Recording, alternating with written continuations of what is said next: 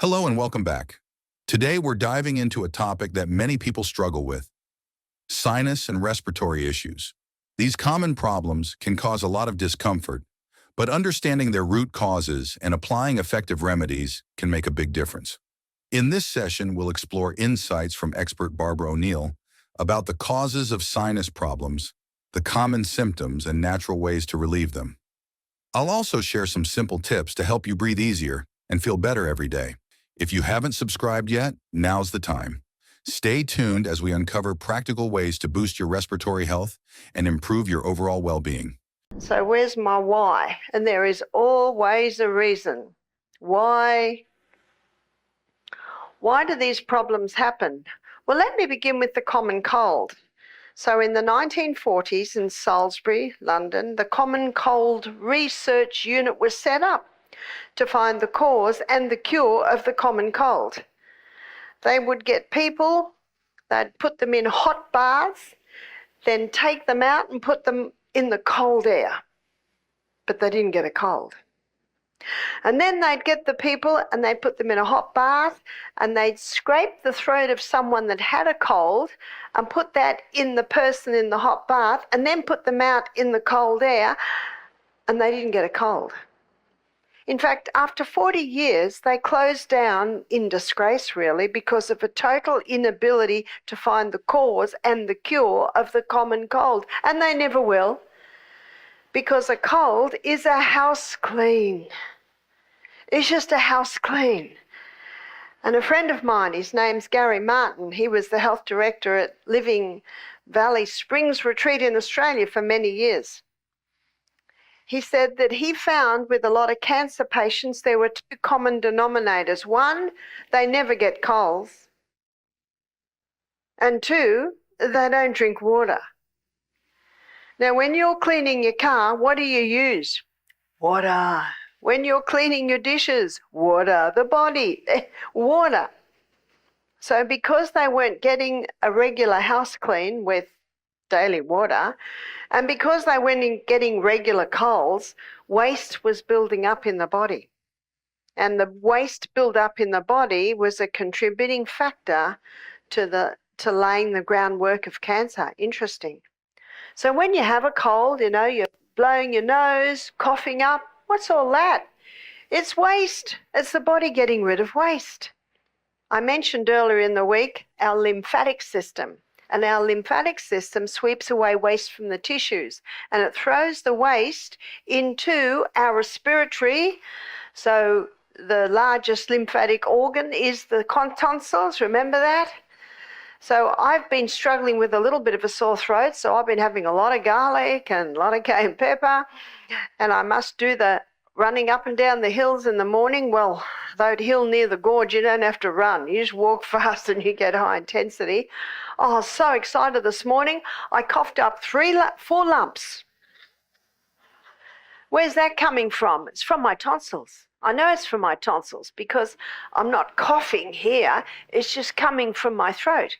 And so when I go home, I do oil pulling, which is coconut oil in the mouth, swishing around 10 times and then release it out, either in you call it a trash can, or you don't call it plug hole. Don't put it down the plug hole, the sink, you call it sinkhole, because coconut oil, when it goes hard, what happens? Solid. Don't put it down the drain or you'll be in trouble. And often after that, there's a cough up, because what it's doing, the name's called oil pulling.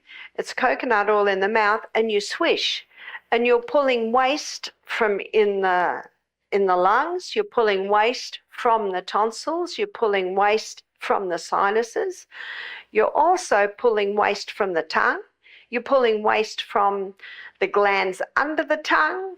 Waste is being pulled from the blood vessels under the tongue. That's why it's called oil pulling. And Bruce Fife, F-I-F-E, he's written a whole book on it. One wonders how he could write a whole book on oil pulling, but he has. And he shows that just this simple thing, I've only known about it for about 10 years, but apparently it's been quite common all through Asia. is oil pulling as a way, a simple little way of just pulling waste out of these areas. So if you have a cold, if you have a sinus, if you have any chest, a part of what you do to the body to bring about healing can be oil pulling. Now, because I travel a lot and sometimes I'm not breathing in the breast air, especially when I'm on planes a lot, I regularly oil pull. And I'm amazed when I oil pull that I'll often cough up a lump. And you know what I think? If I didn't oil pull, where would that lump stay? And if I didn't go up the big hills and down in the morning and I didn't cough up that lump, where would it stay? Well, I'd have to get more of a cold. When you're dealing with a cold or any respiratory issue, oil pulling can be a simple yet effective practice to try. This method helps remove toxins and waste products that accumulate in the body by drawing impurities from tissues and organs, which are then expelled through the mouth. Oil pulling has been a part of Ayurvedic medicine for centuries and is believed to support overall health by detoxifying the body. Alongside oil pulling, maintaining a healthy diet and staying hydrated are equally important. Consuming plenty of fruits, vegetables, and fluids can strengthen your immune system and aid recovery. Additionally, regular exercise and adequate rest are crucial for maintaining respiratory health. By combining oil pulling with these habits, you can enhance your body's natural healing abilities and promote long-term well-being. But one of the reasons why people get excess mucus in the respiratory areas is because of an allergy. And that allergy could be to exposure to chemicals, it could be exposure to mold. Check your house. There can't be any mold in your house. It's a toxin. And it can also be an allergy to food. So it's a matter of putting the detective hat on and finding out, now, why do I have all this mucus? Now, if someone's got a cold, they're going to have mucus. And if someone had a cold and it went to the chest, they probably coughed for 3 weeks. That's usual. One lady said, my little one's been coughing for 2 weeks. I'll say, yeah, that's usual. That's usual. So let the body do its house clean. And rejoice every time a lump comes up. Where was it before it came up? It was in you. That's right. And so be cautious of exposure, especially if children are regularly getting tonsillitis, regularly getting colds. You've got to put the detective hat on. Maybe a cold or 2 a year. Children get a lot more colds than adults because that is boosting their immune system. And one of the best things you can get when you've got a cold is a fever. What did I call it? Best. When I trained as a nurse, fever was our enemy. But when you understand the human body and how it works, and look what a fever does, you begin to realize fever is actually your friend. And fever has a purpose. So rather than when something happens to the body looking for a drug, oh no, we don't do that anymore, a herb, something to stop it, look at why is it there? And how can we work with it to bring about healing? It's like one young man from Romania, he often dialogues with me. And his little one had a fever, so rushed straight to emergency. You know what I think? Why would you do that? All my children had fevers, but I never did because I thought, well, why is it there? And then it's usually because maybe they're teething, maybe they've got a cold. It has a purpose. Fever is a natural response of the body to infection and plays a crucial role in the immune system's defense mechanism. When you have a fever, your body raises its temperature to create an unfavorable environment for pathogens like viruses and bacteria. This elevated temperature also enhances the effectiveness of immune cells, helping them respond more efficiently to infections. It's important to manage fever properly, especially in children. While mild fever can be beneficial, very high or prolonged fever may require medical attention. Over-the-counter medications such as acetaminophen or ibuprofen can help lower fever and alleviate discomfort, but they should be used according to dosage guidelines and not overused. In addition to medication, staying hydrated and getting plenty of rest are vital. Fluids prevent dehydration, which is common during a fever, and rest allows your body to focus its energy on fighting the infection. If a fever is accompanied by alarming symptoms such as severe headache, difficulty breathing, or persistent vomiting, it's essential to seek medical advice promptly to ensure proper care. And so the 5 main allergen foods are dairy, and that's one of the first symptoms of an intolerance to dairy is excess mucus in the respiratory organs.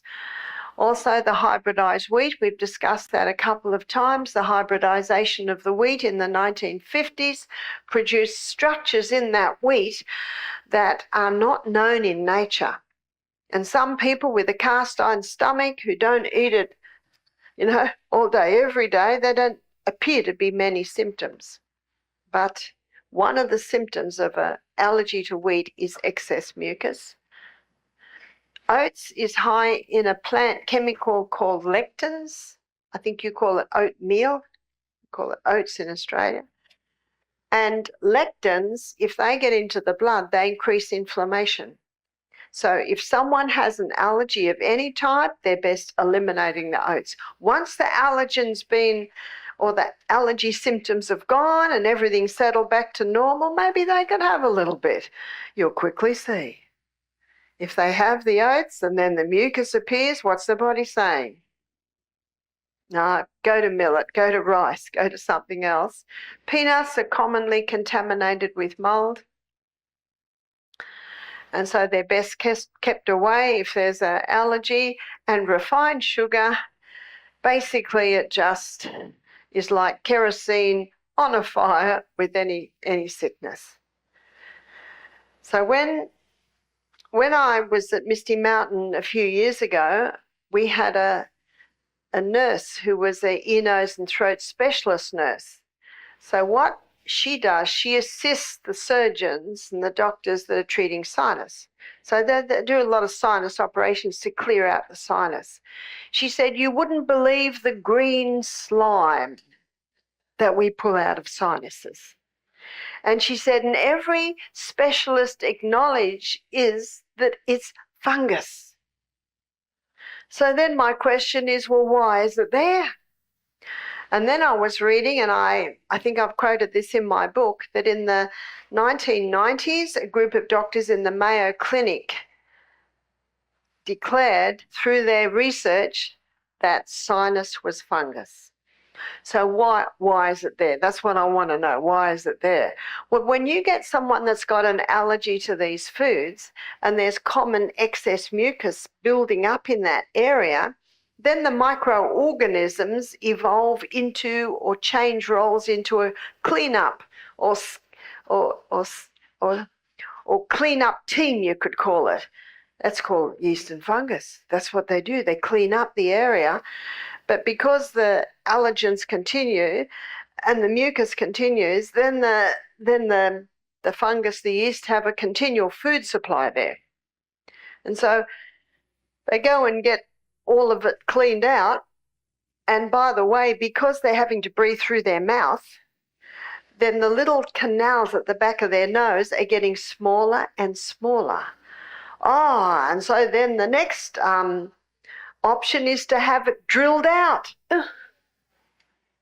Yes, it's true. It does happen. And sometimes it's blocked up so much it bends, and it's called a deviated septum. Let me tell you about an experiment. Poor old monkeys. They've had a lot of experiment on them, but one doctor, he blocked up monkeys' noses for 6 months. And a group of monkeys, noses blocked up for 6 months. Their whole facial structure changed. Their jaws dropped down, and they were miserable-looking creatures. After 6 months, they unblocked the nose and taped the mouth up. I think they unblocked the mouth when they drank and ate, but most of the time, the whole structure changed again. But what they found with the blocking of the noses, so they weren't being used, the little canals at the back of the nose shrunk right up, and even skin grew across those little canals. So when they taped the mouth, so they had to breathe through their nose. It only took a couple of weeks and those little canals were open wide again. An illustration, if you don't use it, you lose it. And I have been stressing nose breathing this week, but the question then arises, well, why do people mouth breathe? People mouth breathe because their sinuses are blocked up. What's the next question? Why are they blocked up?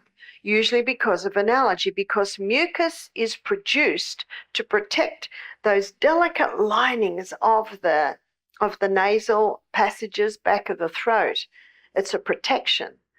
So what's it being protected against? Protected against allergens. So again, it could be mold in the air, it could be chemicals in the air, or it could be foods, and the foods are a common one. Certain foods are known to trigger allergic reactions and mucus production, including dairy, hybridized wheat, oats, peanuts, and refined sugar. These foods can cause inflammation or allergic responses, leading to mucus buildup in the respiratory system. Excess mucus is a common symptom and a protective reaction by the body against allergens. For example, dairy products can stimulate excessive mucus production, especially in individuals with lactose intolerance. Hybridized wheat, introduced in the 1950s, contains new protein structures that some bodies struggle to process, resulting in inflammation and mucus buildup. Oats contain lectins, which can cause inflammation or allergic reactions. Peanuts are often contaminated with mold, making them a common allergen. Refined sugar exacerbates inflammation, worsening symptoms and acting like fuel to the fire. Beyond food allergens, environmental factors such as mold and airborne chemicals can also contribute to mucus production. People allergic to these substances often experience sinus congestion, leading to mouth breathing. This habit can cause additional issues like narrowing nasal passages or deviated septum development. Managing allergies requires identifying and avoiding triggers, whether they come from food or the environment. For some, eliminating specific foods from their diet can significantly reduce mucus production and improve overall health. If prolonged mucus buildup and sinus congestion persist, medical interventions such as sinus surgery may be necessary to clear mucus and widen nasal passages, ensuring effective nasal breathing. I want to show you something else about nose breathing, and this can be particularly helpful for people who have breathing problems in the chest, particularly bronchitis or asthma. And I'll give you the story of this professor. This Professor Buteyko was a mechanic in the First World War. And he was a very clever mechanic in the Russian army. He knew engines, so he knew how to fix them. Doesn't that make sense? What's the good of having a mechanic fix your car if he doesn't even know how the engine works? And when he came out of the war, he analysed. He thought, if I knew how the body works, I think I could fix the body. So he went to train as a physician, a doctor. He became a professor. And he tells the story one night, because sometimes those poor doctors, they're on 24/7 call when they're training. So one night he looked in the mirror, or was the reflection of a door, and he was shocked at what he saw. He was overweight. His jaw was just hanging down. He looked terrible. He got a shock, stood up, closed his mouth, put his shoulders back. And that reflection was a confrontation to him. And so he started to breathe differently. He started to breathe only through his nose and not through his mouth, because the drop of the jaw shocked him.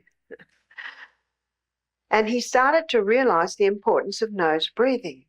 And he came across a man with an asthma attack one day, and he told the man to close his mouth. And he told the man to hold his breath. And within half an hour, the asthma attack had eased. So that's when he went to the drawing board. And that's when he discovered the wonders of carbon dioxide. Carbon dioxide, as I mentioned in an earlier talk, and we talked about it yesterday, you need carbon dioxide to get oxygen. Remember, the 4 docking stations on the hemoglobin. 4 molecules of carbon dioxide are necessary to pick up 4 molecules of oxygen. 2 molecules of carbon dioxide, you're only going to get 2 molecules of oxygen. And remember, in the cell, if the cell's got oxygen, we've got 18 times more energy coming out of that cell. That when you nose breathe, you maintain correct carbon dioxide levels in your blood, enabling you to pick up oxygen. He discovered that carbon dioxide is a bronchodilator. So what's a bronchodilator?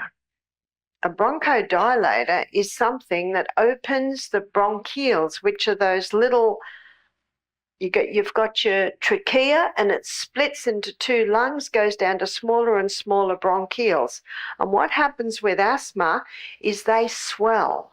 So it's very hard for air to go in and out when someone is in an asthma attack. And so the drug usually of choice, well, it used to be, was Ventolin.